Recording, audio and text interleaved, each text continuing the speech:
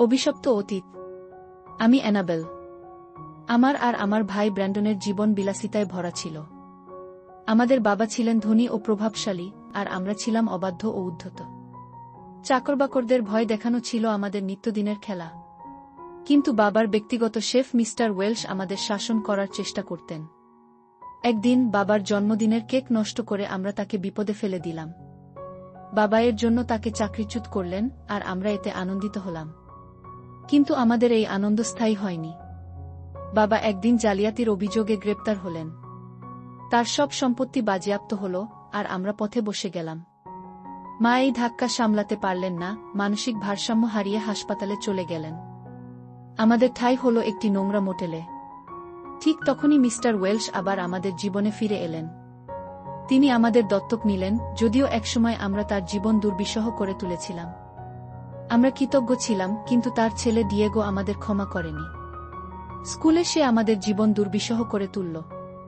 কিছুদিন পর ব্র্যান্ডন ডিয়েগোর গ্যাংয়ে যোগ দিল। আমি ভয় পেলাম, কিন্তু কিছু করতে পারলাম না।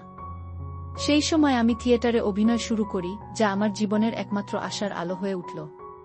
কিন্তু একদিন মিস্টার ওয়েলশ মারা গেলেন, আর ডিয়েগো পুরোপুরি অপরাধের পথে নেমে গেল।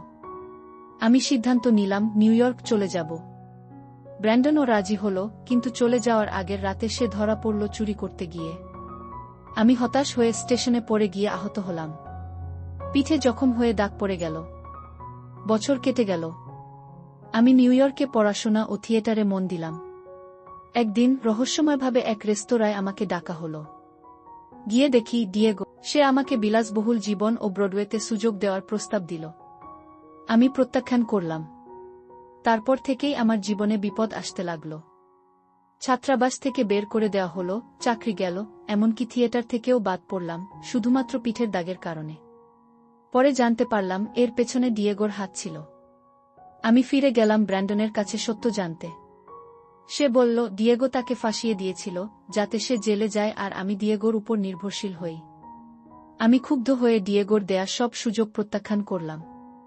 আজ আমি নিজের চেষ্টায় থিয়েটারে কাজ করছি।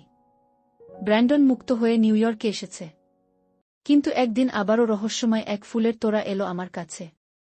এটা কার কাছ থেকে পাঠানো হলো? লিখা সুখে থাকো, আমার ভালোবাসা। হয়তো এটা ডিয়েগো ছিল।